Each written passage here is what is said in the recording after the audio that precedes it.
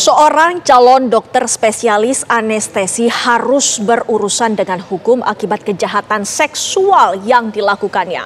Pelaku memanfaatkan ketidakpahaman korban dengan menyuntikkan obat bius melalui cairan infus. Bagaimana ihwal kasus ini bermula?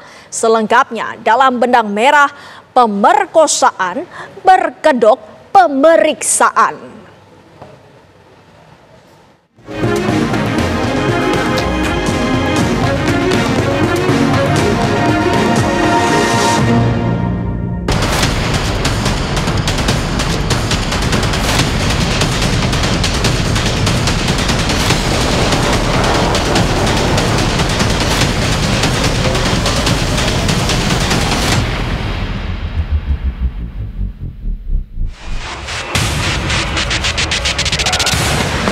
Triguna Anugrah Pratama alias PAP sepertinya harus mengubur mimpi menjadi dokter ahli anestesi yang tengah dirintisnya.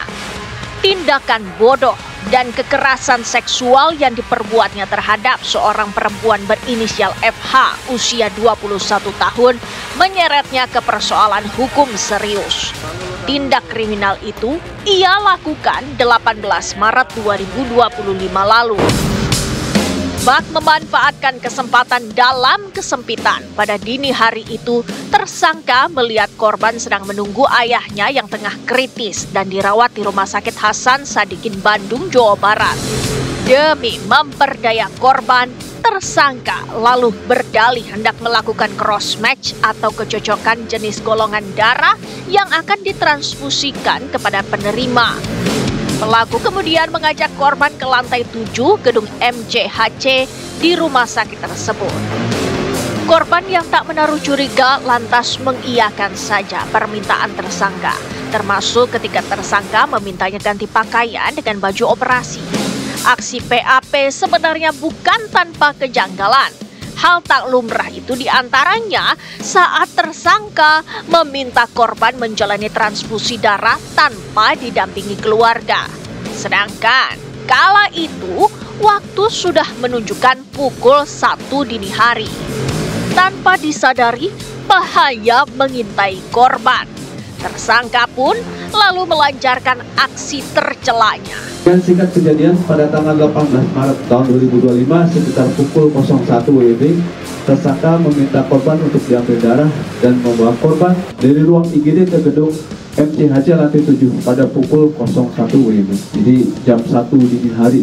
Dan meminta korban untuk tidak ditemani oleh adiknya. Dan setelah sampai di ruang nomor 711, tersangka meminta korban untuk mengganti pakaian dengan baju operasi warna hijau dan meminta korban untuk melepas baju dan celananya. Tersangka memasukkan jarum ke bagian tangan kiri dan tangan korban kurang lebih 15 kali. Percobaan kemudian menghubungkan jarum tersebut ke selang infus. Setelah itu tersangka menyuntikkan cairan bening ke selang infus tersebut dan beberapa menit kemudian korban merasakan pusing lalu tidak sadarkan diri. Terang saja korban merasa pusing dan tak sadarkan diri. Sebab cairan yang disuntikan dokter PAP melalui selang infus tersebut adalah midazolam, yakni obat penenang yang jamak digunakan sebelum tindakan operasi. Bahkan tersangka juga sempat menyuntik tangan korban hingga 15 kali sampai korban kemudian tak sadarkan diri. Saat sadar sekitar pukul 4 dini hari, korban merasa nyeri di bagian tubuhnya. Korban pun melaporkan kejadian itu kepada pihak berwajib. Di lokasi kejadian perkara, polisi menemukan beberapa barang bukti seperti 2 set infus, 12 jarum suntik, hingga alat kontrasepsi. Semua barang bukti sudah diamankan untuk keperluan uji DNA dan pengungkapan perkara secara utuh. Setelah tersadar, korban diminta untuk berganti pakaian kembali dan diantar sampai lantai 1 di gedung MCHC.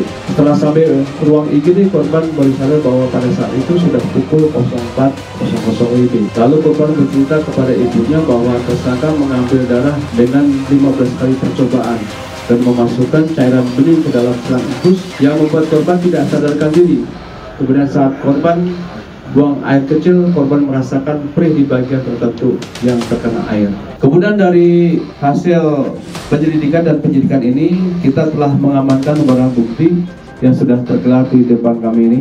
Ini terdiri dari 2 buah infus full set, kemudian 2 buah sarung tangan, 7 buah suntikan, ini ada lengkap semua di sini. Kemudian 12 buah jarum suntik, 1 buah kondom, 2 buah obat merek Propofol, ya, 2 buah obat merek Mitadif, Midazolam HCI, kemudian 2 buah obat merek Fentanyl. Sulit dibayangkan seperti apa situasi yang melingkupi TKP saat kejadian dini hari itu. Berselimut sunyi, pelaku seakan leluasa memperdaya korban tanpa ada saksi mata. Tak lama setelah pengungkapan kasus dugaan pemerkosaan terhadap korban berinisial FH, terkuak pula 2 korban lainnya dengan modus serupa di tempat yang sama dalam waktu berbeda. 2 korban itu merupakan pasien tersangka Dr. PPD SPAP. Tersangka memperkosa 2 korban tersebut pada tanggal 10 dan 16 Maret atau sebelum kejadian yang menimpa FH. Dengan demikian, hanya dalam rentang sepekan, ada 3 wanita yang menjadi korban dugaan pemerkosaan oleh tersangka. Ya, jadi awalnya bersama dengan dokter yang lain, kemudian dia menghubungi pasiennya dengan alasannya pertama akan melakukan ujian anestesi. Kemudian pasien dipanggil, dibawa ke ruangan yang sama dengan korban ketiga. Yang kedua kali itu korban dengan alasan akan dilakukan uji alergi terhadap obat bius. Sebenarnya pada saat pelayanan terhadap pasien ini sama-sama, tapi pada saat melakukan aksinya dia menghubungi pasien itu sendiri.